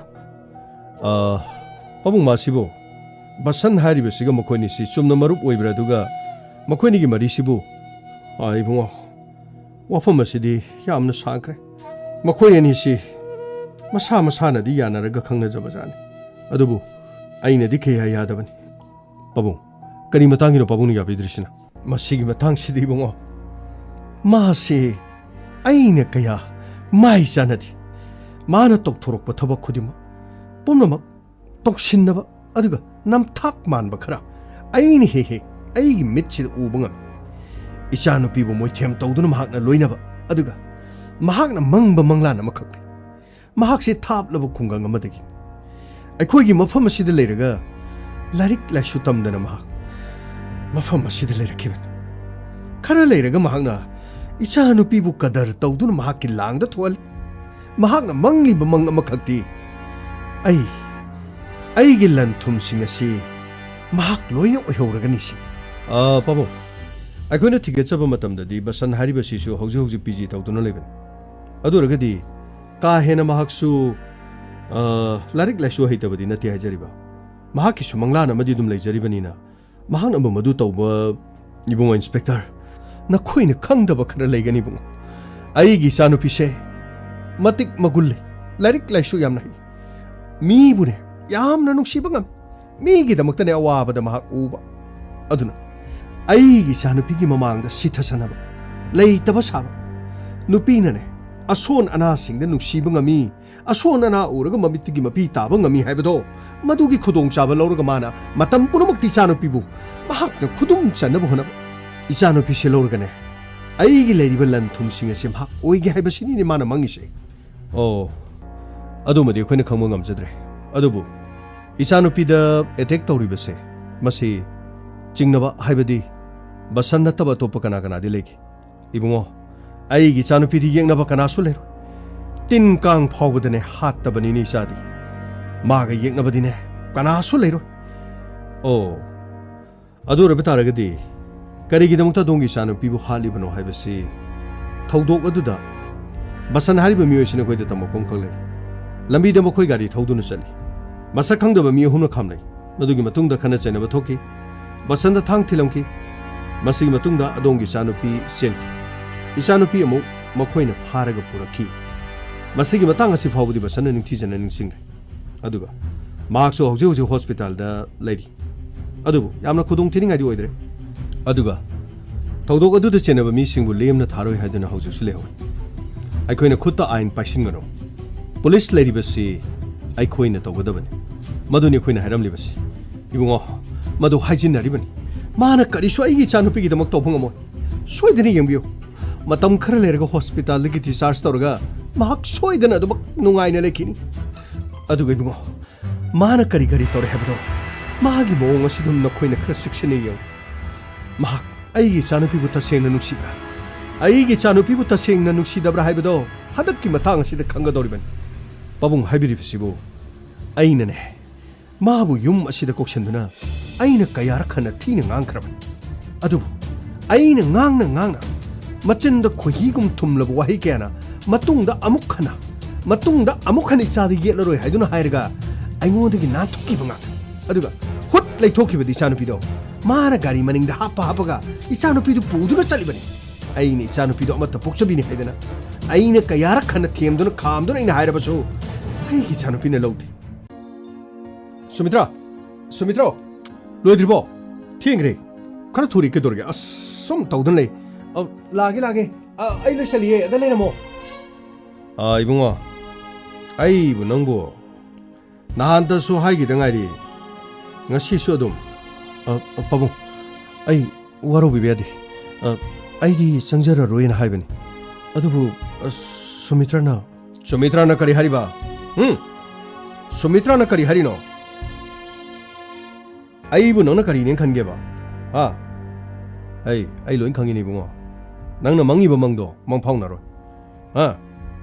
ꯊꯤꯛ ꯅꯦꯝꯕ ꯅꯈꯣꯏꯅ ꯊꯥ ꯂꯥꯝꯕ ꯐꯪꯉꯣꯏ ꯑꯃꯨꯟꯕꯨ ꯍꯩ ꯆꯥꯕ ꯐꯪꯉꯣꯏ ꯂꯝꯍꯨꯏꯅ ꯑꯪꯒꯨꯔ ꯈꯥꯏꯌꯦꯗꯣ ꯈꯪꯕ꯭ꯔꯥ ꯌꯣꯡꯅ ꯌꯨꯕꯤ ꯀꯣꯜꯂ ꯀꯞꯄ ꯍꯥꯏꯅ ꯃꯗꯨꯅꯤ ꯅꯪꯅ ꯇꯧꯗꯣꯏꯁꯤ ꯏꯆꯥꯅꯨꯄꯤꯁꯤ ꯅꯪꯒꯤ ꯂꯥꯡꯗ ꯊꯨꯅꯕ ꯍꯣꯠꯅꯩꯗꯣ ꯑꯩ ꯂꯣꯏ ꯈꯪꯉꯤ ꯂꯥꯏꯔꯤꯛ ꯂꯥꯏꯁꯨ ꯇꯝꯅꯕꯒꯤꯗꯃꯛ ꯃꯐꯝ ꯑꯁꯤꯗ ꯂꯩꯒꯦ ꯍꯥꯏꯕꯗꯨꯗ ꯅꯃꯥ ꯂꯨꯈ꯭ꯔꯥꯕꯤꯗꯨꯅ ꯍꯥꯏꯕꯗꯨꯗꯒꯤ ꯑꯩꯅ ꯌꯥꯕꯒꯤ ꯋꯥꯅꯤ ꯑꯩ ꯋꯥꯍꯩꯒꯦ ꯃꯐꯝ ꯑꯁꯤꯗ ꯂꯩꯔꯦ ꯍꯥꯏꯗꯅ ꯃꯐꯝ ꯑꯁꯤꯗ ꯂꯩꯔꯤꯕ ꯄꯣꯠ ꯈꯨꯗꯤꯡꯃꯛ ꯅꯪꯒꯤ ꯑꯣꯏꯔꯦꯅ ꯈꯟꯕꯗꯨꯗꯤ ꯅꯈꯣꯏ ꯑꯗꯥꯏꯗ ꯆꯠꯅꯔꯝꯕ ꯌꯥꯏ ꯁꯤꯗꯗꯤ ꯌꯥꯔꯣꯏ ꯑꯩ ꯋꯥꯍꯩꯒꯦ ꯑꯩꯅ ꯉꯥꯡꯂꯤꯕ ꯋꯥꯁꯤ ꯂꯝ ꯈꯥꯏꯕꯒꯤ ꯋꯥꯁꯨ ꯅꯠꯇꯦ ꯑꯩꯒꯤ ꯏꯆꯥ ꯏꯃꯧꯁꯤꯡꯁꯨ ꯈꯨꯡꯒꯪꯗ ꯃꯌꯨꯝ ꯄꯥꯟꯕ ꯌꯥꯎꯔꯤ ꯈꯨꯡꯒꯪꯗꯒꯤꯁꯨ ꯑꯩꯒꯤ ꯁꯥꯒꯩꯗ ꯇꯤꯟꯕ ꯀꯌꯥ ꯌꯥꯎꯔꯤ ꯃꯈꯣꯏꯁꯤꯡ ꯑꯗꯨꯒ ꯅꯪꯒ ꯌꯥꯝꯅ ꯈꯦꯠꯅꯩ ꯅꯪꯉꯣꯟꯗ ꯇꯧꯁꯤꯟꯅꯕ ꯃꯥꯟꯕ ꯅꯁꯥ ꯈꯛꯀꯤ ꯈꯟꯕ ꯃꯥꯟꯕ ꯑꯃꯈꯛ ꯑꯩꯅ ꯎꯔꯤ ꯅꯪ ꯂꯥꯏꯔꯤꯛ ꯐꯩ ꯃꯗꯨ ꯀꯔꯤꯁꯨ ꯀꯥꯏꯗꯦ ꯑꯩꯅ ꯑꯍꯥꯟꯕꯗꯗꯤ ꯃꯗꯨꯗ ꯅꯪꯕꯨ ꯊꯥꯖꯔꯨꯕꯅꯤ ꯑꯗꯨꯕꯨ ꯅꯪꯗꯤ ꯅꯪꯒꯤ ꯈꯨꯗꯣꯡꯆꯥꯕ ꯌꯦꯡꯂꯒ ꯅꯪꯅ ꯃꯪꯂꯤꯕ ꯃꯪ ꯑꯗꯣ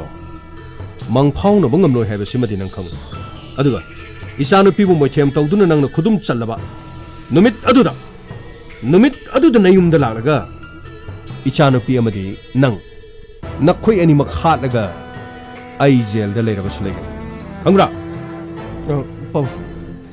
ꯑꯩꯕꯨ ꯋꯥꯔꯧꯕꯤꯅꯤ ꯑꯩ ꯉꯁꯤꯗꯒꯤ ꯑꯃꯨꯛ ꯍꯟꯅ ꯆꯪꯗꯅꯕ ꯅꯠꯇꯦꯅꯦ ꯑꯩꯈꯣꯏꯒꯤ ꯂꯩꯔꯤꯕ ꯀꯥ ꯕꯔꯥꯁꯤꯗꯒꯤ ꯌꯥꯝ ꯊꯨꯅ ꯍꯣꯡꯗꯣꯛꯈꯣꯅ ꯅꯪꯉꯣꯟꯗ ꯑꯩꯅ ꯅꯍꯥꯟꯗꯒꯤ ꯍꯥꯏꯕ ꯅꯠꯇ꯭ꯔꯣ ꯑꯩꯈꯣꯏꯒꯤꯁꯤꯗ ꯅꯠꯇ꯭ꯔꯁꯨꯅ ꯑꯇꯣꯞꯄ ꯂꯩꯐꯝ ꯃꯌꯥꯝ ꯂꯩꯔꯤ ꯅꯪꯅ ꯀꯥ ꯊꯤꯐꯝ ꯈꯪꯗ꯭ꯔꯒ ꯑꯩ ꯊꯤꯔꯛꯀꯦ ꯑꯩꯈꯣꯏ ꯁ꯭ꯋꯥꯏꯗꯗꯤ ꯅꯪ ꯆꯥꯔꯅꯨ ꯅꯪ ꯂꯩꯕꯗꯒꯤ ꯏꯁꯥꯁꯦ ꯄꯨꯡꯃꯥꯡ ꯃꯥꯡꯒꯗꯧꯔꯦ ꯑꯩꯅꯅꯦ ꯏꯁꯥꯁꯦ ꯑꯐꯕ ꯃꯇꯤꯛ ꯆꯥꯕ ꯃꯤ ꯑꯃ ꯑꯣꯏꯍꯟꯒꯦ ꯇꯧꯕꯁꯤ ꯅꯪꯅ ꯅꯪꯒꯤ ꯅꯅꯥꯛꯇꯒꯤ ꯍꯦꯟꯗꯣꯛꯇꯅꯕ ꯑꯩꯒꯤ ꯏꯆꯥꯅꯨꯄꯤꯁꯤ ꯅꯪꯅ ꯃꯣꯏꯊꯦꯝ ꯇꯧꯗꯨꯅ ꯊꯝꯈ꯭ꯔꯦ ꯍꯥꯏꯕꯁꯦ ꯑꯩ ꯂꯣꯏ ꯈꯪꯉꯤ ꯄꯥꯕꯨꯡ ꯑꯗꯨꯃꯗꯤ ꯂꯥꯟꯅ ꯂꯧꯕꯤꯒꯅꯨ ꯑꯩ ꯇꯨꯃꯤꯟ ꯂꯩꯌꯨ ꯁ꯭ꯇꯨꯄꯤꯗ ꯑꯩꯒꯤ ꯆꯤꯟꯊꯛꯇꯁꯨ ꯈꯨꯝꯃꯤꯅꯦ ꯑꯩꯅ ꯍꯥꯏꯔꯤꯕꯁꯤꯅꯤ ꯉꯁꯤꯗꯒꯤ ꯑꯩꯒꯤ ꯏꯆꯥꯅꯨꯄꯤꯒ ꯅꯪꯒ ꯂꯣꯏꯅꯕ ꯌꯥꯔꯣꯏ ꯑꯗꯨꯒ ꯃꯁꯤꯗ ꯏꯃꯣꯁꯟ ꯁꯥꯒꯠꯇꯨꯅ ꯅꯪꯅ ꯑꯩꯒꯤ ꯏꯆꯥꯅꯨꯄꯤꯗꯁꯨ ꯖꯥꯠ ꯖꯥꯠ ꯇꯝꯁꯟꯕ ꯌꯥꯔꯣꯏ ꯑꯩꯅ ꯍꯥꯏꯔꯤꯕꯁꯤꯅꯤ चलो हजे हम चलो चलो गेट आउट पाबुंग कहीं तो बीसीबो युमदा लापो मीबो दमाई तौनब्रो फरसु फत्रसु आईगी मानबनी कइनो अय सुमित्रा इपागी ने मायोक्ता लेगन आईना खोइगी मायोक्ता लेबा मी मनथि नंगी अपामदai किसु येतबन को नंगना लोइनरिबा मीसे मथमोय सेंगदि मथमोयसि यामना सेंगद मसे अइना क्यारक हनसो हायरबन अदुबु अइना माबु कोना नुक्सिरकनबगी मरम सुंगलै लेति मरमदि अइना हाइखिबा फोबु कुइद्रे थोंजिन सिदा मुक लेप्तुना नमु संगनि बिसुब्रा नखोय अनिना खलिबा नखोय अनिना ngangnariba नखोय अनिना थानाबा मेसेज वारी फोनदा सानाबा अइना लोइना तारबन ओ पाबु अदुदि पाबुंगना तारदि यामना फरे पाबु अइसु अदु खाना लारि लाइसु तमदबदि नथि मतिक चाबि नुपि अमदि ओइननबा अइसु यामना कनो होनरिदना अदुबु पाबुंग पुंसी हाइबसिदि यामना तांगी पाबुंगना हाइदाइने पुंसीदा लाक्पा नुक्सिबदि अमुखतनि अकोनमदा लाक्पा नुक्सिबदि नुक्सिनबा नथि मदुदि नुक्सिबुगी माइ ngaकपनि असेंबा नुक्सिबा हाइबसिदि थमोइदा लाक्पा पुंसीगी अहानबा लाक्पा नुक्सिबनि मदु हाइदाइने पाबुंग स्टुपिड पाबुंग आइगी चिन्दगा खुमिने मसी पुनमक्से मसीना थोलिबने माना थक्सी खासि नाइदबा अदुगा नुक्सिबगिदमक इनसन्दना इंखललिबा आंगांसिंगना नुक्सिनबगी मोंगदा तौबा कुमहैदुरो हा अहानबा नुक्सिबा गायना नमित फावबा पांथोक्त्रिङेदा नंगिना मांगदा लेपमबदो अहानबा नुक्सिबने हाइगदोरिब्रो ओइ अदुदनि मी मांगदोरिसे मदुदनि मी मांगदोरिसे नुक्सिबा हाइबदुदिने थमोइबु मसक खंगलबा मतम मी अमना मी अमगी मसक खंगलबा मतमदा थमोइदगी फरकपा इहुलदो अमना अमबु रेस्पेक्ट तोरगा अमना अमबु इकाई खुमनरकांदा यानाबा पुरकलगा लेपनखिबा थमोइ पिनबदुबु कौइ नुक्सिनबा नॉनसेंस अदुगा युम मसिदा लैसनरगा तोक्सनरगा नुक्सिनबगी नमादा आइगी लैरिबा लनथुम खरसिगी मदु मिकादना मिहौदना नत्रो आइगी लैरिबा लनथुम पुनमक नंगिनिने आइखोइना कनादोस पिगदबा नथि अदुबु थमोइ सेंदबा मखक मंगोंदा यावरि कयारक खन अइना हाइबा मतमदा अइंगोंदा उसित्तबा अदुगा नंगोंदा इनसिलगा अइगी मायोक्ता लैननबगिदमक अइगी चिंथक्ता खुमननबगिदमक ngasi nangna ingoda cintakta kumlibase mana insendera tawribe natra tapero chongo yumda chongo tapero maga punbero pabu ai chataba yadabane aina harisini sumitra chongo pabu adumai tobi geno pabu ai chatta yadabane hey nang chatribra hojibok chatribro chachargi pabu amuk hana aigi sumang se lepe yaro pabu adumai ningang bigeno pabu adumai ningang bigeno ba Hey, चलो इमुंग चंगो वारी सानची चंगो असुमने inspector आइगी saga माका मखोय एनीने लैनरिबा मरियदुदा आइने नोमति याखिदि आइने याखिदबगी मरम सुमसिनी अदुबो मखोय any अदुमक पुनसिनकी अदुमक सटमिनकी आइने कयारक हना nganglabasु करिगुमा मत चंगति इशानुपिसु आइगी मायोक्ता ले अदुबो आइने यादरे खंगलबदि आइबु कीबगी अइबु नोलुपुगी करिगुमा वाफम अमत मंगोदा लेति मसिन अइने ख्वाइदगी मंगोदा ngakliबसे मसिन अइने यादरे हारबदि अइबु खजिक्तसु रेस्पेक्ट तौना चलुना अदुस लेति करि सारे ngasiदी माना पुबिबदगी थोकसी थोकली करमना थोकलिबनो हाइबसु खंगदे फरे पाबंग दुदि अइखोय मुग यौनो बताउकी असेंग बचुम करिनो हाइबा खोय खंगदे पोस्टमार्टम रिपोर्ट अखोय यौकी अदुगा कनाना करिगिदमक तौरिबनो हाइबदो खोय थुबो मतमदा पुथौनबो होनकी करिमता निहना बिगन थोखरबदि थोखरे अदुबो हौजिक्ति निंदोन पोमदुनो करि कानारुनि तसेनमके अदोंगी सागी पुंसी मांगिबसिगी मरम अदुगा कनाना करिगिदमक तौरिबनो हाइबदो मदु असेंग खंगननबगिदमा आई पुथुका अखोय चचरखी तंगाई फद्रबदि अखोय अमुक लाक्सकी फनी बुंगो यौबिरो ꯑꯩꯈꯣꯏꯒꯤꯗꯤ ꯃꯥꯡꯂꯦ ꯂꯣꯏꯔꯦꯗꯅ ꯁꯨꯃꯤꯇ꯭ꯔꯥ ꯏꯄꯥꯅ ꯍꯥꯏꯕꯗꯨ ꯏꯂꯝꯂꯕꯗꯤ ꯃꯁꯤ ꯊꯣꯛꯂꯝꯂꯣꯏꯗꯕꯅꯤꯀꯣ ꯁꯨꯃꯤꯇ꯭ꯔꯥ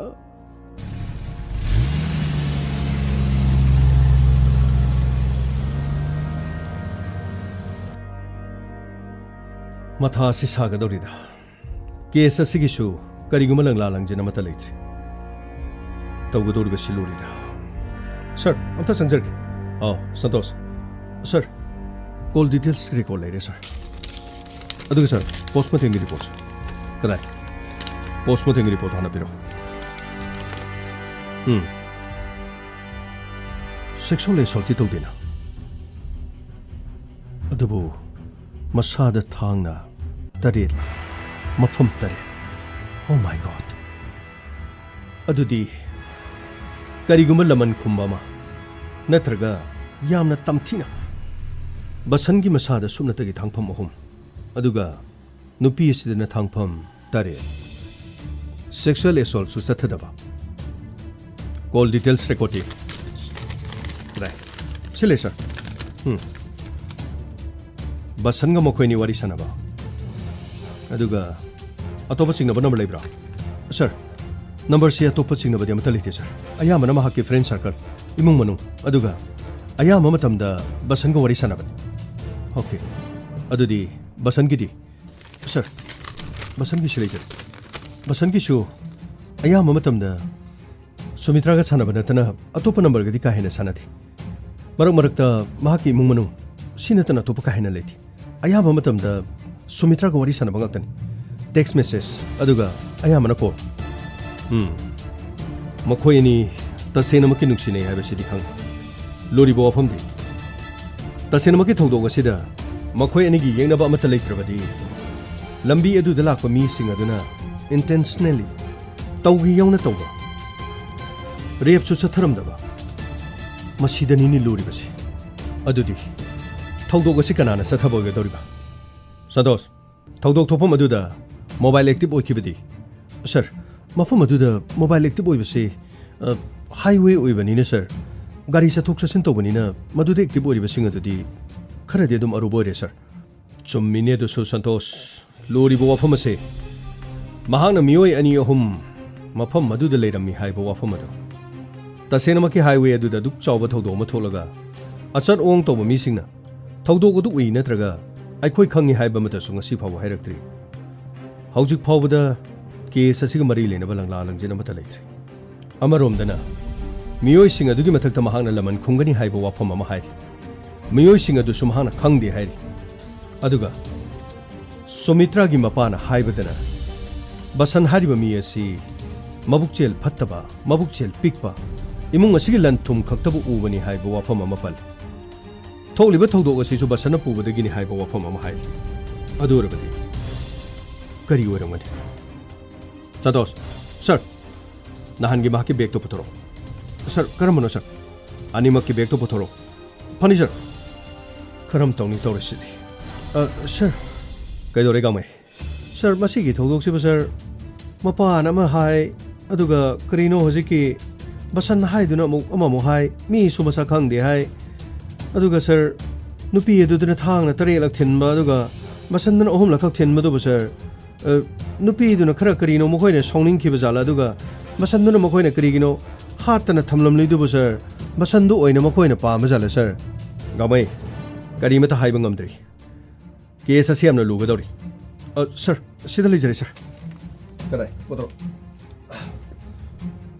मागी बेग अदुदा फुरित खरसु यावगुम तौखि करिगिनो माना बेग सिदा फुरित फिरोन पुरिसि अदुगा येंगो नुपीदुगी बेग तियो सर मागी बेग अदुदा फिरोन यावब्रेयो सर हेंकी अमुखा गावे सर अतैदि लाइरिक खरा फोन की चार्जर बसन की फोन की चार्जर सिमा अदुगा मागी सिदना फुरित अमा यावबा बसना फुरित पुरी सि करिगिनो हाइबसि सर मफी मरोन सु मोल असु होंदोंनबगा पुरी जाला मे बी ओइरमसु याय मसिदति सिंगनबदि लेत्रे संतोष सर सुमित्रागी महकी असीब मसादा सेलंबा फिजोल अदु नंग पोरे नत्रा सर पुजरे सर ꯑꯃꯨꯛꯇ ꯄꯨꯔꯛꯑꯣ ꯐꯒꯅꯤ ꯁꯥꯔ ꯁꯥꯔ ꯅꯨꯄꯤꯒꯤ ꯑꯁꯤꯕ ꯃꯁꯥꯒꯤ ꯐꯨꯔꯤꯠꯇꯨꯗꯤ ꯁꯥꯔ ꯀꯔꯤ ꯇꯧꯗꯣꯏꯅꯣ ꯁꯥꯔ ꯑꯁ ꯏꯒꯤ ꯏꯇꯩ ꯇꯩꯔꯝꯒꯅꯤꯗ ꯁꯥꯔ ꯌꯦꯡꯕꯗ ꯀꯤꯒꯗꯕ ꯃꯥꯜꯂꯤꯗ ꯁꯥꯔ ꯒꯥꯃꯩ ꯌꯦꯡꯗꯕ ꯌꯥꯗꯕꯅꯤ ꯑꯩꯈꯣꯏꯗꯤ ꯀꯦꯁꯇ ꯎꯠꯇꯕ ꯌꯥꯗꯕꯅꯤ ꯃꯁꯥ ꯑꯗꯨꯗ ꯊꯥꯡꯅ 8ꯂꯛ ꯊꯤꯟꯈꯤ ꯍꯥꯏꯕꯅꯤꯅ ꯐꯨꯔꯤꯠ ꯑꯗꯨ ꯌꯥꯝꯗ꯭ꯔꯕꯗ ꯃꯈꯨꯟ 8ꯇꯤ ꯂꯦꯛꯐꯝ ꯊꯣꯛꯏ ꯑꯃꯨꯛꯇ ꯌꯦꯡꯅꯕ ꯇꯧꯁꯤ ꯁꯥꯔ ꯁꯤꯗ ꯂꯩꯖꯔꯤ ꯁꯥꯔ ꯑꯁ ꯁꯟꯇꯣꯁ 마하기 프리투디 이 수타이 ꯌꯦꯡꯕꯗ ꯀꯤꯗ ꯁꯥꯔ 마기 ꯄꯨꯛꯆꯦꯞ ꯃꯄꯥꯁꯤꯗ ꯃꯈꯨꯜ 3 ꯑꯃ ꯑꯗꯨꯒ ꯊꯕꯥꯛ ꯃꯄꯥꯁꯤꯗ 2 ꯑꯃ ꯑꯗꯨꯒ ꯈꯣꯏꯗꯧ ꯃꯄꯥꯁꯤꯗ 2 ꯑꯃꯒ ꯁꯥꯔ ꯇꯥꯡꯐꯝ 8ꯇꯤ ꯁꯨꯔꯦꯗꯅ ꯑꯗꯨꯔꯕꯗꯤ ꯃꯉꯣꯟꯗ ꯊꯤꯜꯂꯤꯕ ꯊꯥꯡ ꯑꯁꯤ ꯀꯌꯥꯃꯨꯛ ꯌꯥꯝꯅ ꯊꯧꯕꯖꯥꯠꯅꯣ ꯕꯁꯟꯗ ꯊꯤꯜꯂꯤꯕ ꯊꯥꯡ ꯑꯗꯨꯅ ꯃꯈꯣꯏ ꯃꯌꯥꯝ ꯃꯔꯛꯇꯒꯤ ꯑꯇꯣꯞꯄ ꯊꯥꯡ ꯊꯧꯗꯕ ꯑꯃꯅ ꯊꯤꯟꯕ ꯕꯁꯟꯗ ꯊꯥꯡ 3ꯂꯛ ꯊꯤꯟꯕ ꯃꯇꯝꯗ ꯕꯁꯟꯒꯤ ꯃꯁꯥꯗ ꯊꯥꯡꯐꯝ ꯑꯃꯈꯛꯇꯅꯤ ꯈꯔ ꯂꯨꯅ ꯆꯪꯉꯤꯁꯤ ꯑꯗꯨꯁꯨ ꯃꯁꯥꯒꯤ ꯍꯛꯆꯥꯡꯒꯤ ꯄꯥꯔꯠꯁꯤꯡ ꯁꯣꯛꯇꯕ 2 ꯑꯃꯅ ꯍꯛꯆꯥꯡ ꯐꯥꯎꯅ ꯆꯠꯈꯤꯗꯕ anyway बसंगी फुरी थी सर बसंगी फुरी थी सर हॉस्पिटल न लेने वाली sir okay come on hospital ते चसी फंगनी सर अस करीनो ने तौरसिबो फुरी तमु ई ताइबो फुरी येंगबसे सुइसा आजि सोंदैनि अमु करीनो अमदुगी अमु येंगबा चतोरि मालेने तौरसि गमै वांगांगदनो लेरुनु केस असि करीगुम लालांगजिन अमता लेत्रिने खर थुना चनबा तौसिनि फनी sir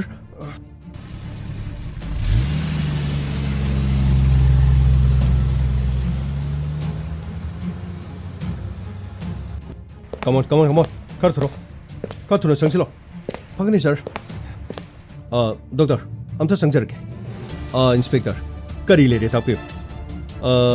Doctor, Nahangi Basangi Mahaki Masada, Tana Tilakumatamda. Operation Toba, Mahakulaying Mutamda. Manahana Litkiba put it adu Madu Mutopamjob. Inspector, Yani. I Madu people call late.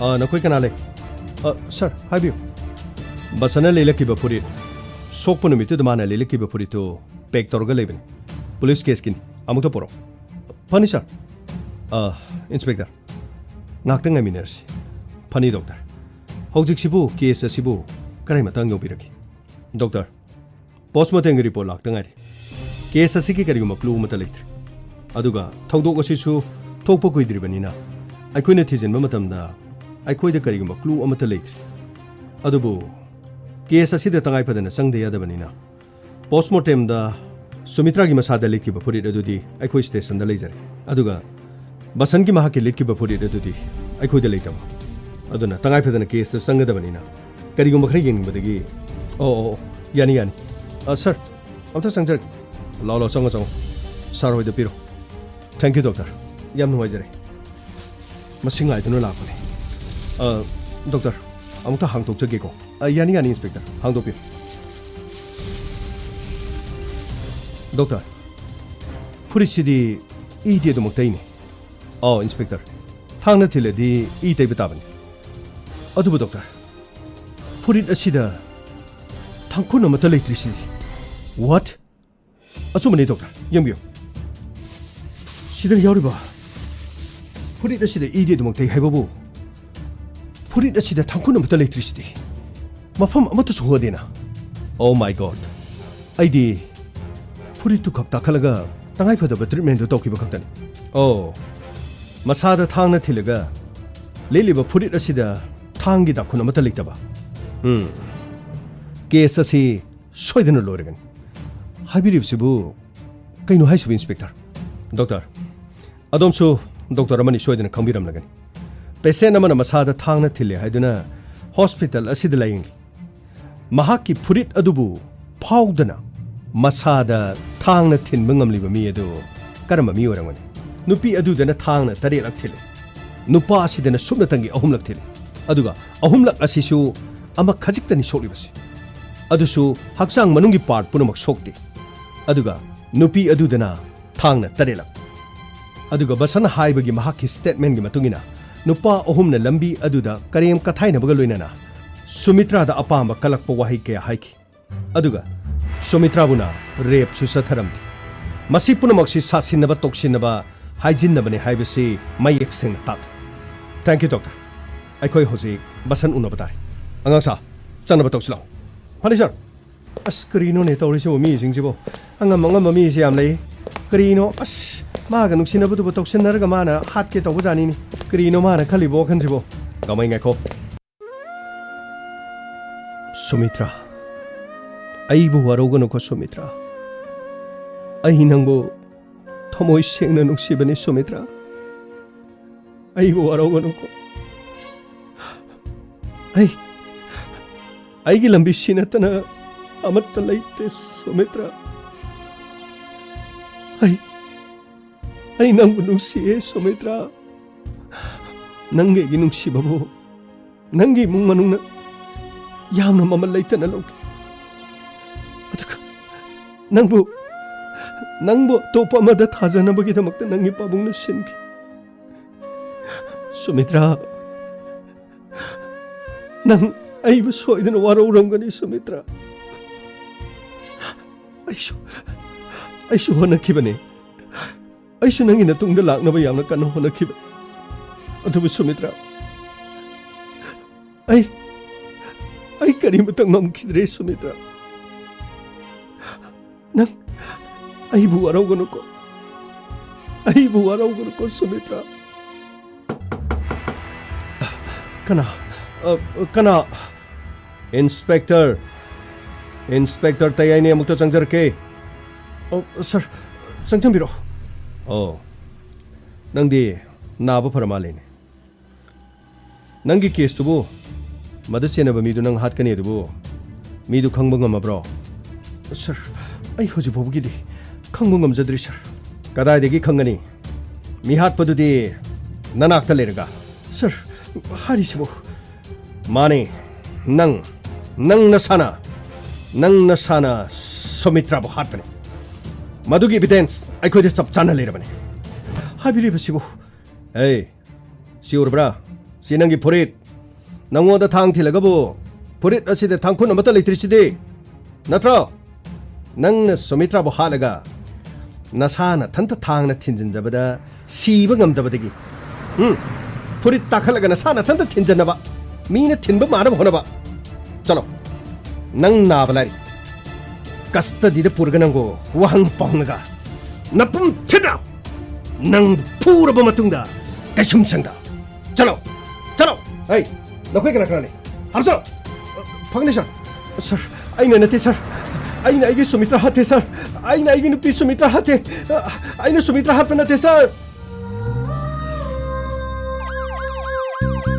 Lakle. Inspector. Tayai. Lakle.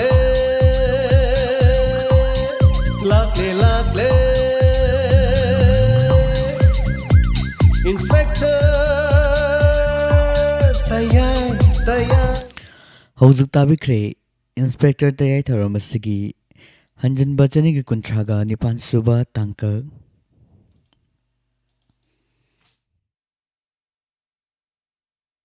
MS Vidyasal Manipur ki maike digi electric thanbiribasingda